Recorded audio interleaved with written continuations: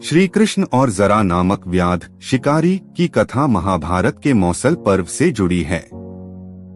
यह कथा न केवल श्री कृष्ण के देह त्याग की घटना है, बल्कि क्षमा, कर्मफल और प्रारब्ध भाग्य की गहराई को भी दर्शाती है।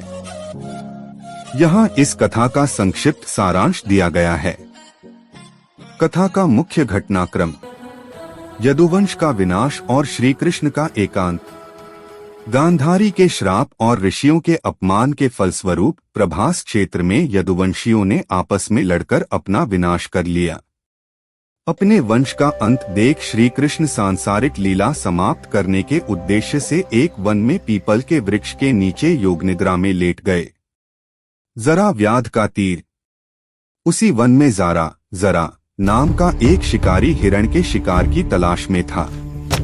श्री कृष्ण का बायां पैर हिल रहा था और उनकी पत्तली तलवा दूर से देखने पर किसी हिरण के मुख जैसी प्रतीत हो रही थी। शिकारी ने बिना सोचे समझे तीर चला दिया। वह तीर श्री कृष्ण के तलवे में जाकर लगा, जो उनके शरीर का एकमात्र कोमल और प्राणघातक बिंदु था। शिकारी का पश्चाताप। जब शिकारी अपना शिकार पकड़ने पास पहुंचा, तो उसने देखा कि उसने किसी हिरण को नहीं, बल्कि साक्षात भगवान श्री कृष्ण को घायल कर दिया है।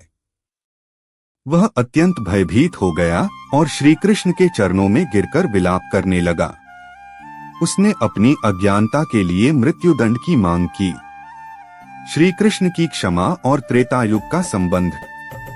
श्री कृष्ण ने मंद मुस्कान के साथ शिकारी को सांत्वना दी और कहा, हे जरा, तू डरो मत। तूने जो किया वह मेरी इच्छा और नीति का ही हिस्सा था। धार्मिक मान्यताओं के अनुसार श्री कृष्ण ने उसे उसके पूर्वजन्म का बोध कराया।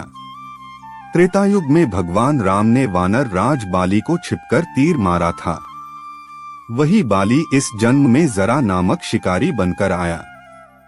श्री कृष्ण ने न्याय के सिद्धांत को पुष्ट करते हुए बाली जरा के हाथों अपने प्राण त्याग कर अपना कर्मफल पूरा किया और शिकारी को पूर्णतः क्षमा कर दिया।